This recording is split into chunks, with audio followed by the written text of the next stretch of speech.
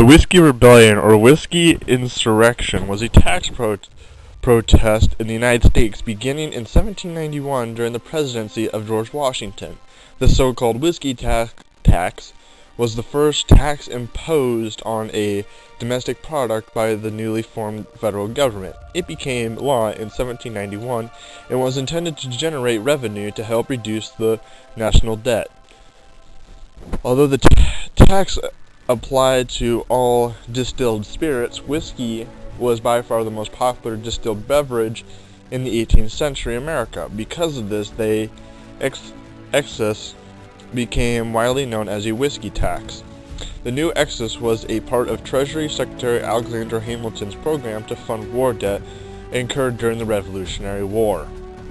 The tax was recited by farmers in the western frontier regions who were long accustomed to distilling their surplus grain and corn into whiskey. In these regions, whiskey was significantly popular, that it often served as a medium of exchange. Many of the registrars were war veterans who believed that they were fighting for the principles of the American Revolution, in particular against taxation without local representation, while the federal government maintained the taxes were the legal expressions of the taxation power of Congress. Throughout countries in western Pennsylvania, protesters used violence and intimidation to prevent federal officials from collecting the tax.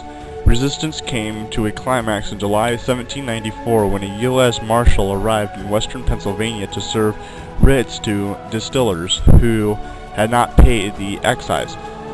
The alarm was raised and more than 500 armed men attacked the Forefield home of Tax Inspector General John Neville.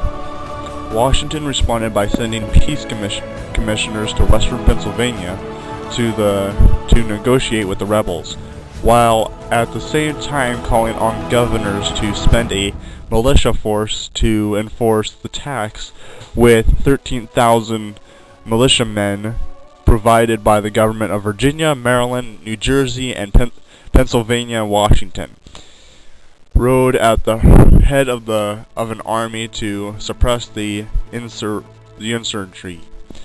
The rebels all went home before the arrival of the army, and there was no confrontation. About 20 men were arrested, but all were later acquitted or pardoned.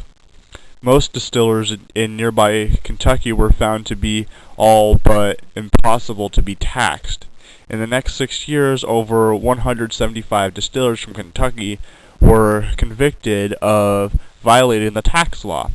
Numerous examples of resistance are recorded in court documents and newspaper accounts.